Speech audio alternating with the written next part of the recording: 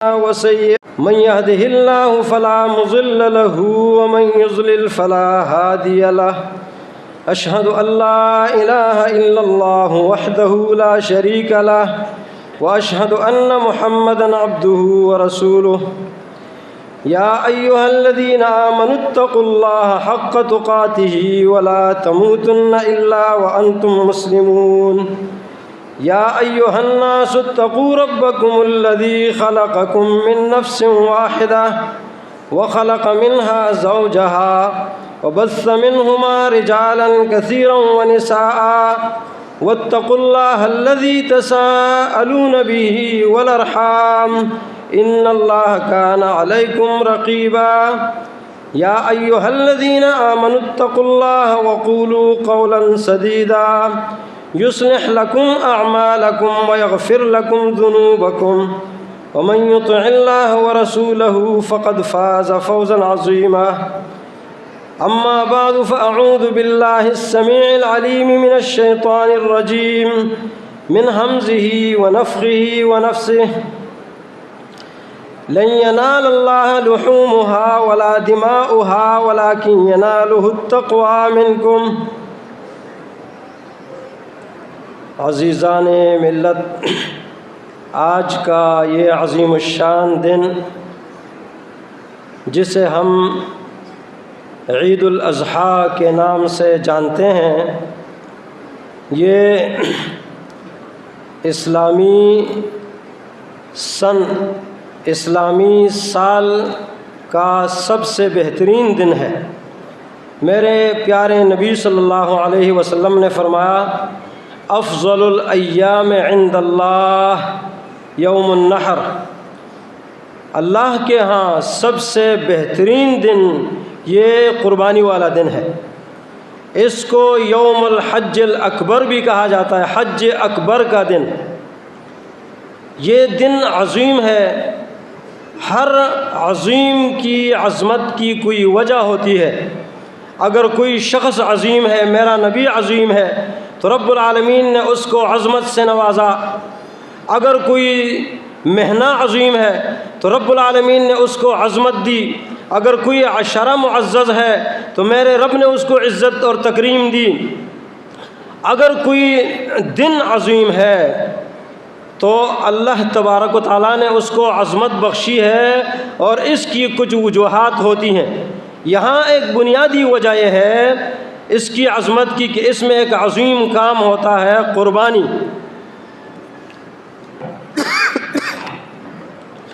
وہ عظیم کام جو تاریخ انسانیت کا سب سے عظیم کام تھا، جس میں ایک شخص جو خلیل اللہ علیہ الصلاۃ والسلام ہے، اپنے اس بیٹے کو قربانی کے لیے تیار کرتے ہیں کہ جو بیٹا انہوں نے رب سے مانگا، رب هب لی من الصالحین، اور وہ بیٹا جس کو اپنی ماں سمیت ایک بے آب و گیاہ جنگل میں چھوڑا اور ان کی عظیم تربیت کی، وہی بیٹا جب یہ ایک ایسے وقت کو پہنچا، فلما بلغ معه السعی قال یا بنی انی اری فی المنام انی اذبحک، کہ وہ کھیل کود کا ٹائم ہے یا سعی، ماں باپ کے ہاتھ بٹانے کا وقت ہے، تو اس وقت اس کو کہا میں تجھے ذبح کرنا چاہتا ہوں۔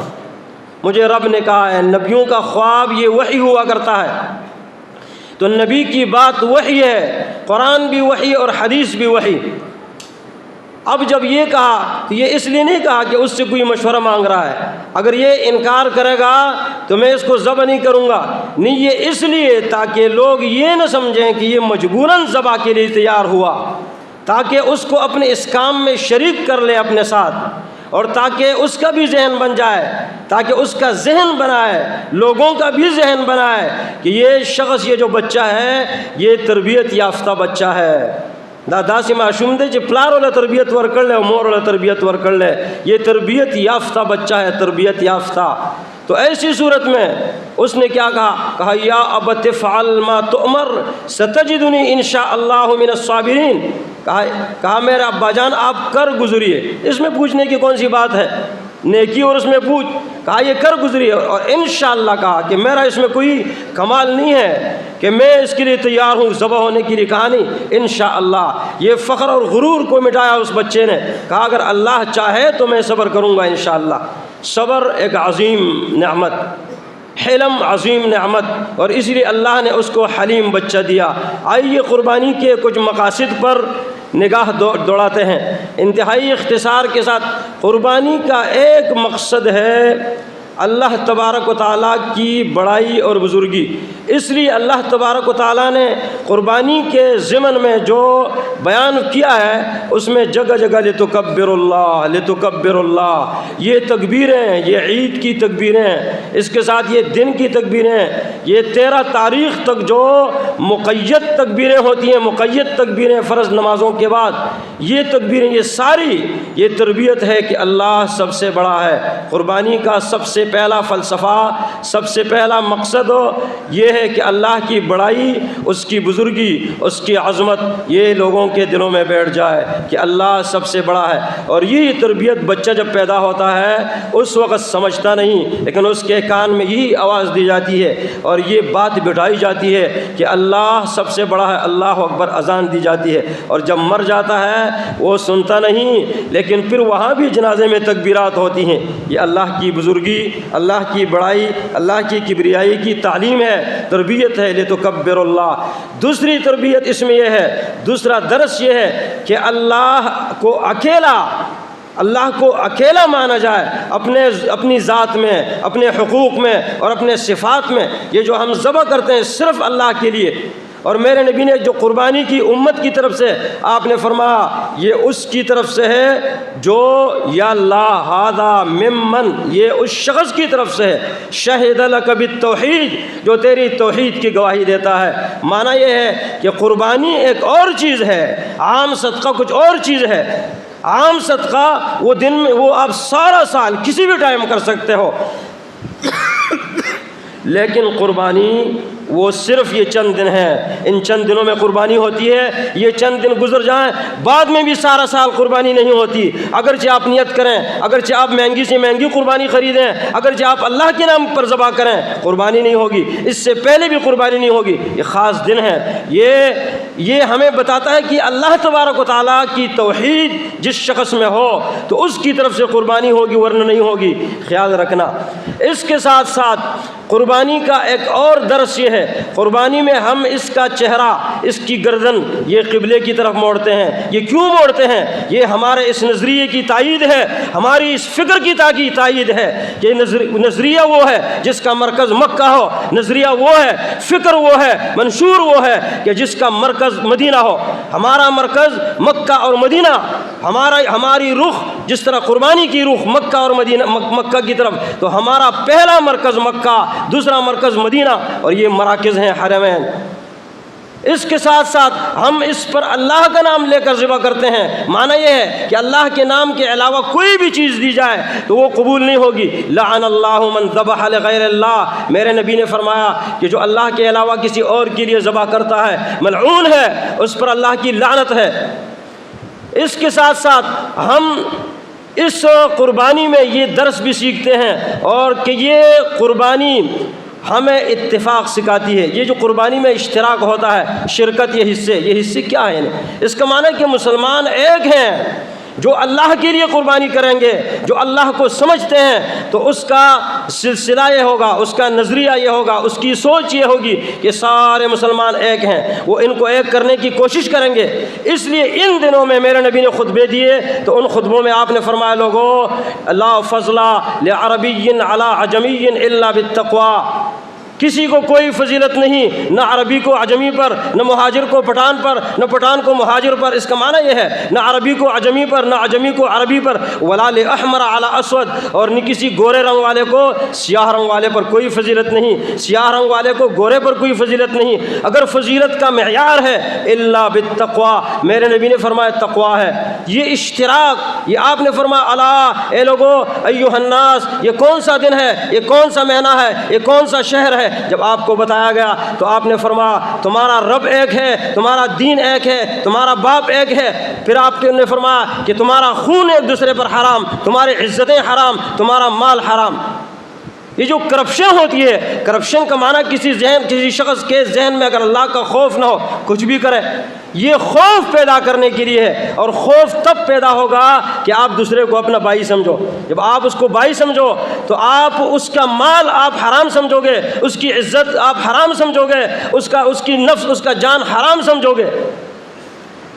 اس کے ساتھ ساتھ اس قربانی کے اندر بہت سارے دروس ہیں، عبرتیں ہیں، اسباق ہیں۔ ایک سبق اس میں یہ ہے کہ رسول اللہ صلی اللہ علیہ وسلم نے فرمایا، یہ جو ہم دمبے ومبے جمع کرتے ہیں نا، تو قیامت میں ایسا ہوگا، اللہ اکبر، کہ یہ موت جو ہے یہ دمبے کی شکل میں لائی جائے گی۔ حدیث میں آتا ہے کہ یہ جنتی بھی اس کی طرف گور کر دیکھیں گے کہ یہ کہیں موت دوبارہ آ رہی ہے کیا۔ جنتی جنت میں پہنچے ہوں گے پھر بھی پریشان ہو جائیں گے، یہ موت اتنی سخت چیز ہے۔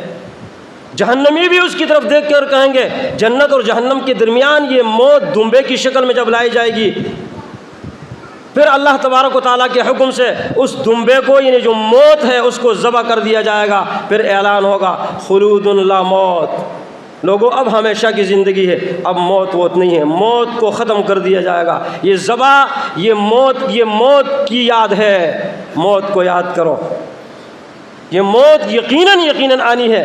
توبہ، اپنے ساتھیوں سے ملو، اب یہ رشتے ناطے جو آپ نے توڑے ہیں ان کو جوڑو، یہ تعلقات جو ختم کیے ہیں، یہ قربانیاں، یہ حج، یہ قربانی، یہ روزہ، یہ نماز، یہ سب رہ جائیں گے، تو نہیں رہے گا۔ شاعر کہتا ہے تو نہیں رہے گا، یہ سب رہ جائیں گے۔ دیکھو بہت سارے لوگ پہلے تھے، ابھی نہیں ہیں۔ آپ ذرا سوچو، وہ لوگ نہیں ہیں، نماز ہے، روزہ ہے، حج ہے، باقی ہیں، اعمال ہیں، لوگ چلے گئے، آپ چلے جاؤ گے۔ جب چلے جاؤ گے تو اس کو یاد رکھو، اس کو، موت کو یاد رکھو، موت کو مت بھولو۔ تو یہ جب آپ کو موت یاد ہوگی آپ رشتے ناطے جوڑو گے، اس لیے کہ میرے نبی نے فرمایا اعمال اوپر جاتے ہیں نا تو اس شخص کا عمل اوپر نہیں جاتا الا رجلا بینہ و بین اخیہ شحناء، کہ اس کے اور اس کے بھائی کے درمیان کوئی بغض ہے، کینہ ہے، اس کا عمل اوپر جاتا ہی نہیں ہے۔ اللہ فرماتا ہے کہ اس کے عمل کو پیچھے کر دو حتی یصطلحا، یہاں تک کہ صلح کر لیں۔ عزیز بھائیو، دقوا ابواب الیتامی، یتیموں کے دروازوں کو کٹکھٹاؤ۔ یہ قربانی، یہ گوشت کا نام نہیں ہے۔ اگر کسی نے نیت یہ کی ہے کہ میں اچھے کباب بناؤں، اگر کسی نے نیت یہ کی ہے کہ روز بناؤں، کسی نے نیت یہ کی ہے، قربانی ضائع ہو جائے گی۔ اب بھی ٹائم ہے، نیت خالص اللہ کے لیے، اخلاص۔ لن ینال اللہ لحومها ولا دماؤها ولکن ینالہ التقوی، یہ قربانی کی روح ہے، اخلاص۔ اس لیے ابو ہریرہ رضی اللہ عنہ جب یہ اخلاص والی حدیث، سب سے پہلے جہنم میں جانے والے مرائی ریاکار، جب ان کی حدیث پڑھا کرتے تھے بار بار بے ہوش ہو جاتے ہیں، بار بار۔ یہ نبی کی تربیت ہے، آپ نے اخلاص کی تربیت دی۔ اللہ اکبر۔ اسی طرح صحابہ کرام، اسی طرح تابعین، اللہ اکبر۔ سلمۃ بن مروان رحمہ اللہ، جنگ کا دور ہے، ایک قلعے کے فتح ہونے کا مسئلہ ہے، قلعہ فتح نہیں ہو رہا، اس میں ایک شگاف نظر آیا جس کے اندر کوئی اندر جا نہیں سکتا، ایک نوجوان ہے، بڑی تیزی سے اندر گیا، اندر اس کے ٹکڑے ٹکڑے ہونے تھے لیکن یہ اندر گیا، رب العالمین نے اس کو بچایا، اس نے قلعے کا دروازہ کھول دیا، قلعہ فتح ہو گیا۔ قلعے کے بعد امیر نے اعلان کیا، کہا وہ نوجوان کون ہے جس نے یہ کارروائی سر انجام دی ہے؟ کوئی جواب نہیں دے رہا کہ عمل ضائع نہ ہو جائے۔ انما یتقبل اللہ من المتقین، وہ قابیل اور حابیل نے قربانی کی نا تو کہا تمہاری قبول ہوئی، میری نہیں، کہا یہ تو اللہ کی دین ہے انہیں۔ انما یتقبل اللہ من المتقین، تقوی ولکن ینالہ التقوی، تقوی، اخلاص۔ اب کوئی نہیں بول رہا کہ کون ہے جس نے یہ کارروائی کی ہے۔ ہم تو اپنی قربانیوں کی بھی تشہیر کرتے ہیں، اپنے اعمال کی تشہیر کرتے ہیں، سارے اعمال ضائع ہو جاتے ہیں۔ یہ عید کے دن جو ایک دوسرے کو مبارکباد دی جاتی ہے، تقبل اللہ، اس کا معنی اللہ میرا اور آپ کا عمل قبول کرے، اصل قبولیت ہے۔ اب کوئی شخص بول نہیں رہا، امیر نے اعلان کیا، کہا کہ دیکھو یہ امیر کا حکم ہے کہ جس شخص نے اس دراز اور اس شگاف کے اندر داخل ہو کر یہ قلعے کا دروازہ کھولا ہے، یہ مسلمانوں کو عظیم فتح نصیب ہوئی۔ امیر کے حکم کی نافرمانی یہ حرام ہے۔ کہا میں امیر حکم دیتا ہوں کہ وہ شخص سامنے آ جائے۔ ایک نوجوان آیا، اس نے کہا امیر صاحب، کہا مجھے وہ آدمی معلوم ہے لیکن اس کی شرطیں ہیں۔ کہا کیا شرط ہے؟ کہا ایک شرط یہ ہے کہ اس کا نام آپ نہیں پوچھنا، اس کے قبیلے کا نام نہیں پوچھنا۔ کہا ایک اور شرط ہے؟ کہا مجھے منظور ہے۔ کہا ایک اور شرط ہے؟ کہا یہ کہ بڑے امیر کے پاس آپ نے اطلاع نہیں دینی ہے کہ ایسا شخص ہے ہمارے پاس جس نے یہ کارروائی کی، یہ کارروائی کی۔ کہا یہ شرط بھی مجھے منظور ہے۔ اس نے کہا پھر اس کے ساتھ ساتھ تیسری شرط یہ ہے کہ اس کو آپ نے انعام نہیں دینا، وہ اس نے انعام کے لالچ میں یہ کام نہیں کیا۔ اللہ اکبر! اس نے کہا بالکل یہ شرط بھی منظور ہے۔ تو اللہ کا بندہ نیچے نگاہ کر کے کہتا ہے کہ امیر حضرت، کہا وہ میں ہی ہوں جس نے یہ کام کیا، اور پھر فوراً پلٹا اور مجاہدین کے لشکر کے اندر غائب ہو گیا۔ وہ اخلاص سیکھو، یہ قربانیاں رب کہتا ہے لن ینال اللہ لحومها ولا دماؤها ولکن ینالہ التقوی۔ وہ اللہ کو گوشت نہیں پہنچتا، اللہ کو تمہارا یہ قربانی کا خون نہیں پہنچتا، یہ چمڑے نہیں پہنچتے، اس کو تقوی پہنچتا ہے۔ یہ چیزیں نیچے رہ جاتی ہیں، ہم کھا لیتے ہیں، پی لیتے ہیں، یہ پخانہ بن جاتا ہے، اور تقوی اخلاص اور عمل اوپر کو جاتا ہے۔ الیہ یصعد الکلم الطیب والعمل الصالح یرفعہ۔ اللہ میری اور آپ کے تمام اعمال کو قبول فرمائے۔ تربیتو کئی دا بچو دا سے تربیتو کئی خاوندان و حقونا ادا کئی، خاوندان دی رخص و حقونا ادا کی۔ انما هو عوان عندکم، دا زنانہ تاسو سکت اللہ قیدیانی دی گرے آساتے دی بچو دا وجہ جہنم توم تلیشے اور جنت توم، ان بچوں کی وجہ سے آپ جہنم بھی جا سکتے ہو۔ انما اموالکم اولادکم فتنہ، اور جنت جانے کا بھی ذریعہ ہے۔ بچوں کی تربیت کرو، اولاد کی تربیت کرو، بیویوں کی تربیت کرو، بیویاں عورتیں یہ شوہروں کی تربیت کریں، بیٹوں کی تربیت کریں۔ جب سارا تربیت کا یہ ماحول بنے گا نا تو پھر کیا ہوگا؟ اللہ اکبر! دو آدمیوں کا جھگڑا ہوا، ابو بکر اور عمر، صحابہ کرام ہیں بڑے بڑے، ان کا جھگڑا ہوا۔ جھگڑے کے بعد ابو بکر صدیق معافی مانگنے گئے۔ بڑا معافی مانگتا ہے، بڑا اس میں بڑا طبی بنتا ہے، انہیں بڑا طبی بنتا ہے۔ ہارون رشید کو کسی نے کہا کہ یہ جو ہارون رشید نے کسی اعرابی سے پوچھا، کہا یہ ہشام اس مرتبے کو کس طرح پہنچا؟ بما بلغا ہشام، کہا ہشام تمہارے اس مرتبے کو کس طرح پہنچا؟ اس نے کہا بحملہ وحلمہ وعفوہ، لوگوں کے کام کرتا ہے، لوگوں کے بوجھ اٹھاتا ہے اور لوگوں کی برداشت کرتا ہے۔ برداشت سے آدمی بڑا لگتا ہے۔ وعفوہ، لوگوں کو معافی دیتا ہے، معافی دے گا، بڑا جائے گا، بڑا۔ اللہ اکبر! ابوبکر صدیق عمر کے گھر گئے، عمر نے دروازہ نہیں کھولا، بعد میں پشیمان ہوئے، میرے نبی کے پاس آیا، ہر ایک کہتا ہے واللہ لأنا کنت اظلم، کہا اللہ کی قسم میں نے زیادتی کی۔ وہ زیادتی تو ایک ہی کرتا ہے، کبھی کوئی زیادہ زیادتی کرتا ہے، کبھی کوئی کم کرتا ہے، لیکن کرتا ایک ہے، یا اگر دو کریں تو جو جواب دیتا ہے اس کی طرف سے بھی بات ہو جاتی ہے نا۔ ابوبکر صدیق کو کوئی شخص گالی دے رہا ہے، میرا نبی ہنس رہا ہے، حدیث ہے صحیح، جب ہنس رہا ہے، بعد میں ابوبکر صدیق پریشان ہو گئے، آپ نے جواب دیا، جواب دینے لگے، میرے پیارے نبی کی ہنسی ختم ہو گئی، آپ کی مسکراہٹ ختم ہو گئی۔ ابوبکر صدیق ناراض ہو گئے، یا رسول اللہ اضحک اللہ سنک، آپ کی یہ ہنسی، آپ کی یہ مسکراہٹ کس طرح ختم ہوئی جبکہ وہ مجھے گالیاں دے رہا تھا؟ میں نے صرف جواب دیا، پہلے آپ ہنس رہے تھے، مسکرا رہے تھے، جب میں نے جواب دیا تو آپ کی مسکراہٹ ختم ہو گئی۔ میرے نبی نے فرمایا وہ اللہ کے بندے، جب تو جواب نہیں دے رہا تھا فرشتے تیری طرف سے جواب دے رہے تھے۔ رشتوں کو پالو، ایک دوسرے کے ساتھ ایک قطع تعلقات ختم کرو۔ میرے نبی نے فرمایا جو 3 دن تک ایک دوسرے کے ساتھ بات نہیں کرتا، یہ شخص فمات، ابو داؤد کی صحیح حدیث ہے، دخل النار، جہنم چلا گیا۔ اگر 1 سال تک بات نہیں کرتا، کسف کے دم ہی، وہ ہے کہ اس نے اس کا قتل کیا، اس کا خون بہایا۔ پڑوسیوں کا خیال رکھو۔ اسلام ہمیں اتحاد کی دعوت دیتا ہے، ہماری یہ دعوت ہے، کتاب اور سنت، نبی کی دعوت۔ نبی کی دعوت کیا تھی؟ قرآن کی دعوت تھی۔ نبی کی دعوت کیا تھی؟ حدیث کی دعوت تھی۔ ایک آدمی کلمہ پڑھتا ہے، نماز پڑھتا ہے، زکوٰۃ دیتا ہے، حج کرتا ہے، تمام امور اسلامیہ کی پابندی کرتا ہے، پھر بھی لوگ اس سے دشمنی کرتے ہیں، اس کے قریب نہیں جاتے ہیں۔ اور لوگوں ہمارے قریب آؤ، آپ سنو دیکھو، یہ نہیں کہ بعد میں کہو پھر لو کننا نسمع او نعقل ما کننا فی اصحاب السعیر۔ ابھی سوچنے کا ٹائم ہے، ابھی سوچنے کا ٹائم ہے، ابھی کام کرنے کا ٹائم ہے، کل کو وقت نہیں ہوگا۔ ہوتا ہے شب و روز تماشا میرے آگے، بازیچے طفلاں ہے، بازیچے طفلاں، یہ دیکھو تماشے ہیں انہیں، یہ کبھی عید کی نماز، کبھی جنازے، کبھی باقی شادیاں، کبھی غم، کبھی مسکراہٹ ہو، کبھی یہ رونا، یہ سارے سلسلے یہ ختم ہو جائیں گے بہت جلد، اور ہم سب اللہ کے سامنے پیش ہوں گے۔ اللہ تبارک و تعالی ہم سب کی